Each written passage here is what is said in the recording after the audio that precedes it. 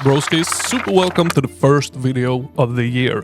A video that features 3 games that I usually don't play nor cover on this channel, but 3 games that truly surprised me, especially at how fun they were to play. All of these 3 are just demos of upcoming games, but all of these 3 have healthy development so far, and it's definitely looking like they will be releasing sometime in 2026. And these games are Kingsfield likes.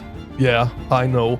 If you're a true boomer shooter fan and you really haven't dug into the Kingsfield-like territory, stick around. Listen to what I have to say, cause I'm just like you. Now my broskis, let's start with Queen's Domain, which is a retro fantasy action RPG that opens in a surprisingly polite way, before absolutely pulling the rug out from under you. When the demo begins, you're actually greeted by 2 friendly NPCs. One is asleep, living their best life. The other is sitting upright and immediately tells you, yeah, this place is fierce and deadly, which is a bold way to welcome someone. They then go on to explain that they've tried to move forward, but every attempt just ends with them getting attacked, so naturally they ask for your help instead, because they can barely protect the little area that they are sitting in. And that's it, my broskis. That's where the guidance ends. They don't explain how combat works, they don't tell you how stats function, they don't give you tips, tricks, or even a vague suggestion of where you should go. They do, however, give you a rusty old blade so that you can defend yourself, which is, yeah, that's kinda kind, isn't it? They also just warn you that everything wants you dead,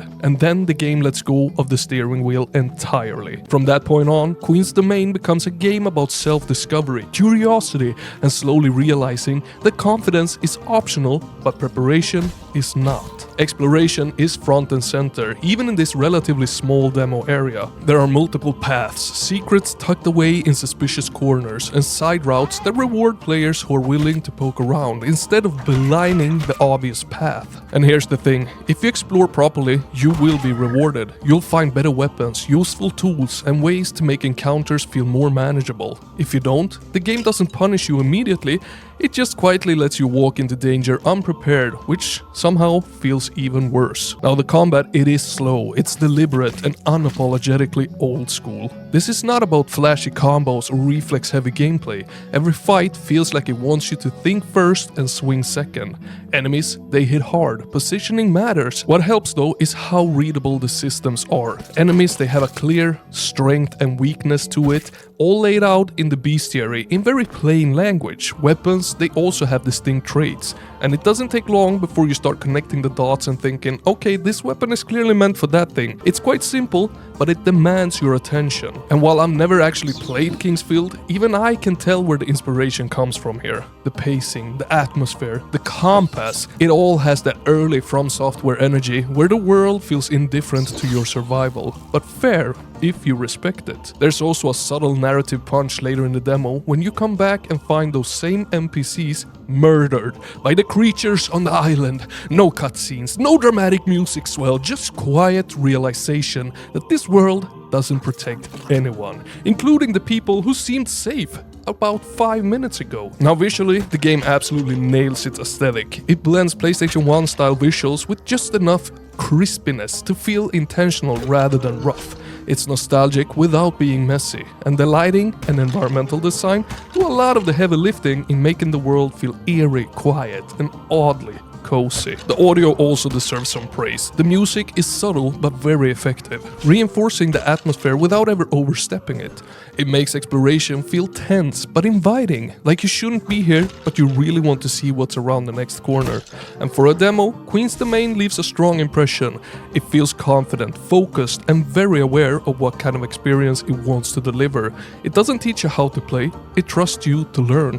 And honestly, that trust is what makes exploring this world feel so freaking rewarding. Now, if this short slice is any indication, the full game could be something genuinely special. If you're digging this style of video so far, remember to hit that like and smidge a little bit on that subscribe if you want more brutal indie games like these and different. And next up, my broskis, is Hark the Ghoul, and this one feels like it woke up and chose violence, specifically against your sense of direction. While Queen's Domain feels like a carefully connected set of areas, Hark the Ghoul feels more like a massive, open-ended maze that actively enjoys watching you get lost. Judging from the demo, this world is huge, dense, and not remotely interested in explaining itself. Navigation here is rough, and I don't mean that as a negative, I mean it very much feels intentional. Progression isn't obvious, paths they loop back to themselves, and half the time you're not entirely sure if you're going the right way, or just a way at all. But that confusion feeds directly into the game's strongest quality, discovery. There are literally secrets everywhere. Items tucked away in strange places, characters quietly existing off the beaten path, bits of story that you piece together rather than being told outright. It constantly feels like the game is daring you to wander just a little bit further. Combat, it follows that exact same flow, deliberate Kingsfield style design. And yeah, at first it might feel awkward or stiff, especially if you're not used to this type of game. The feedback isn't exactly flashy, and it's definitely not immediately satisfying either. But give it some time. Once the system starts to click, you realize there's more depth here than it initially lets on. One thing I will say very clearly, do not play this aggressively, nor the first one. This is not a game where charging in works. You will lose, slowly, repeatedly. Thoughtful movement, positioning, and patience, that's what's key here. And once you accept that, the combat becomes way more interesting. Compared to Queen's Domain, this demo is significantly larger. There's more space to explore, more story threads to uncover, and more room to sink hours into. If you're the type who wants to get lost in a demo and emerge 3 hours later questioning your life choices, this one definitely delivers exactly that. What I like the most though is despite sharing similar inspirations, Hark the Ghoul and Queen's Domain don't feel interchangeable. They move at similar speeds, they respect exploration, and they lean into old school design, but their identities are completely different. Right now, Hark the Ghoul probably offers more sheer demo content, while Queen's Domain delivers a tighter, more immediate, polished experience. Both demos succeed at showing exactly what these games want to be, and honestly, I'm equally excited for both to release. And now my broskis, as a little bonus, I want to talk about Nox Mortalis, which somehow manages to not be a Kingsfield-like while also absolutely being a Kingsfield-like. Combat here is slow, it's deliberate and brutally punishing, just as the prior two games, if you don't move correctly, that is. Early on, it almost lulls you into a false sense of security. The first batch of enemies, super manageable. You just walk backwards, dodge their swing, and counterattack. Easy, clean, confidence restored. And then the game goes, okay, now stop doing that. Later enemies have longer reach, harder to read attacks, and much less respect for personal space. If you haven't found weapons that can compete with their range, you're going to have a really bad time. I mean the kind where you realize halfway through a swing that you have already made several poor life decisions. Now what really sets this game apart from the prior two is that this one is a fully open world, a proper one. The map is filled with points of interest scattered across the land, and each of them might reward you with powerful loot, rings, weapons, potions, you know, all the good stuff. Or it might absolutely ruin your day by throwing late game enemies at your way too early. You start out in this small hut, and these huts are incredibly important. If you don't happen to find a ring that lets you sleep anywhere, which by the way feels like a winning lottery, but if you don't have it, you'll need to return to a hut to rest. Sleeping, it isn't optional here, it's survival.